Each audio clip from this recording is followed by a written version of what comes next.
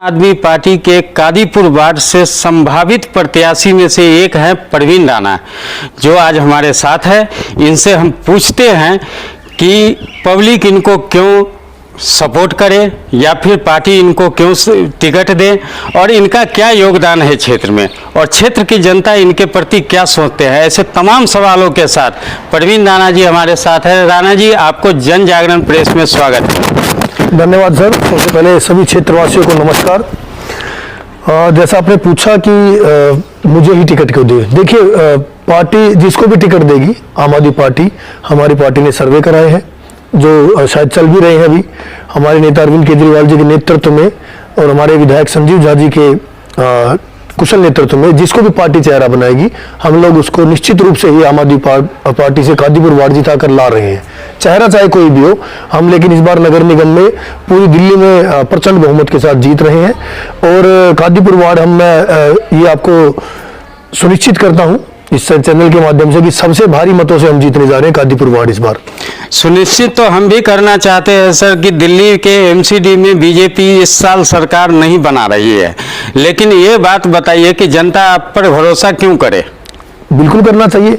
जिस प्रकार हमारे नेता अरविंद केजरीवाल जी ने दिल्ली के सरकारी स्कूलों को ठीक किया है, मोहल्ला क्लिनिक दिए हैं, अस्पतालों को ठीक किया है, सड़कों को ठीक किया है, कच्ची कॉलोनियों में हमारे विधायक संजीव झा जी ने बुराड़ी में देख सकते हैं अभूतपूर्व और अविश्वसनीय कार्य करके दिखाए हैं, अपनी उम्मीदों पे खरा उतरे हैं, बल्कि उम्मीद से ज्यादा काम करके दिखाया है।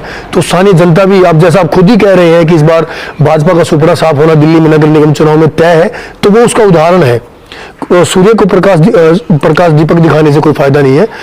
दिल्ली की जनता इस बार नगर निगम चुनाव में विशेषकर आम आदमी पार्टी को प्रचंड बहुमत देने जा रही है और भाजपा की जमानत जब्त करवाने जा रही है। आप देख सकते हैं दिल्ली को कूड़े के ढेर पर पिछले 15 से 17 साल से भाजपा की सरकार दिल्ली नगर निगम में है और उन्होंने दिल्ली को दिया है तो क्या सिर्फ 3 कूड़े के बड़े पहाड़, और उसके बाद ये जगह जगह कूड़े के ये बड़े पहाड़ और देने वाले हैं। तो दिल्ली की जनता नहीं चाहती कि इस बार दिल्ली में और कूड़े के पहाड़ बने या कूड़ा दिल्ली में हर तरफ नजर आए। वो साफ और स्वच्छ दिल्ली चाहती है, इसलिए अरविंद केजरीवाल जी के नेतृत्व पर उन्हें भरोसा है। साफ और स्वच्छ दिल्ली की बात करते हैं तो वहीं पर दिल्ली सरकार की जो कामकाज है उस पर भी लोग सवाल उठाते हैं। तो व्यवस्था तो यही खूबसूरती है लोकतंत्र की। और अरविंद केजरीवाल जी ने कहा भी है कि जिस जनतंत्र में, लोकतंत्र में जनता सवाल नहीं कर सकती तो वो तो तानाशाही है। आप देख सकते हैं कि जिस प्रकार केंद्र सरकार में भाजपा की सरकार है, जो भी व्यक्ति सवाल उठाता है या उनकी नीतियों के खिलाफ, खराब नीतियों के खिलाफ, भ्रष्टाचार के खिलाफ आवाज उठाता है, अगले दिन उसके घर पे सीबीआई, आईटी, पता नहीं अलग अलग तरह की एजेंसियां की उनको रेड करवा देते हैं उनको दबाव में लाने के लिए। जिस प्रकार इन्होंने सरकारी तंत्र को, सरकारी एजेंसियों को अपना तोता बना दिया है, रट्टू तोता बोलते हैं जिसको, तोते की तरह इस्तेमाल कर रहे हैं। जो भी कोई भी सामाजिक कार्यकर्ता हो, पत्रकार हो, कोई विपक्षी नेता हो, अगर इनकी नीतियों पर सवाल उठाता है तो उसके ऊपर ये इन एजेंसियों का हथियार के रूप में इस्तेमाल करते हैं उनको दबाने के लिए। रही बात पार्टी की, तो पार्टी के तो आप बता दिए कि इसे पार्टी हमको इसलिए भरोसा करे। अब आप मुझे ये बताइए कि जनता प्रवीण राणा पर क्यों भरोसा करे, कोई और पर क्यों नहीं भरोसा करे। जनता सब पे भरोसा करे। और अगर आप पूछ ही रहे हैं तो प्रवीण राणा पर क्यों भरोसा करे, तो जनता से पता कर सकते हैं। ये मैं तो अपने मुझे क्या बताऊंगा, जनता खुद ही बताएगी। ग्राउंड पे पिछले कितने सालों से मेहनत कर रहे हैं, आप भी उसके साक्षी हैं। कोरोना काल हो, चाहे मच्छर डेंगू की दवाइयों को छिड़काव कराना हो, साफ सफाई की व्यवस्था को देखना हो, क्षेत्र में निगम पार्षद होते हुए भी हमें ग्राउंड पे उतर के खुद सफाई करनी पड़ी थी, तो सब लोग जानते हैं। और कोरोना काल में तो सबने देखा ही है। केवल आम आदमी पार्टी के कार्यकर्ता, मैं अपना व्यक्तिगत नाम तो नहीं लूंगा, लेकिन हमारी पूरी टीम उसमें कार्यरत थी।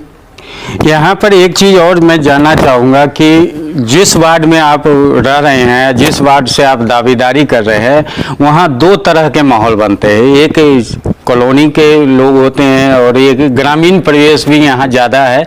6-7 गांव के लगभग इस वार्ड में पड़ता है। 7 गांव कॉलोनी में यह माहौल बनता है कि ग्रामीण परिवेश के जो लोग हैं वो कॉलोनी वालों को उपेक्षित करते हैं। इस बात में कहाँ तक सच्चाई? बिल्कुल सच्चाई नहीं है। आप कॉलोनी में खुद जाके ग्राउंड पे सर्वे कीजिए, वो चाहे छठ पूजा हो या किसी भी तरह के धार्मिक आयोजन हो, जो हमारे विशेषकर पूर्वांचली भाइयों के लिए बड़ी आस्था का विषय बनते हैं, चाहे वो उत्तराखंडी भाइयों के लिए हो या कितने भी प्रवासी साथी हैं, आप एक बार व्यक्तिगत रूप से सर्वे कर सकते हैं। मैं यहाँ का स्थानीय ग्रामीण निवासी होने के नाते अपनी तरफ से पूरी प्रयास करता हूँ कि हमारे इन प्रवासी भाइयों को जितने भी इनके त्योहार है, और आप देख सकते हैं इस बार छठ पूजा जो मनाया गया है, तो विधायक जी के आशीर्वाद से इस बार जिम्मेदारी मिली थी छठ पूजा में अपना योगदान सुनिश्चित करने का, तो क्या भी आप छठ समितियों से जाके बात कर सकते हैं, कॉलोनी में जितनी भी RWS उनसे जाके बात कर सकते हैं।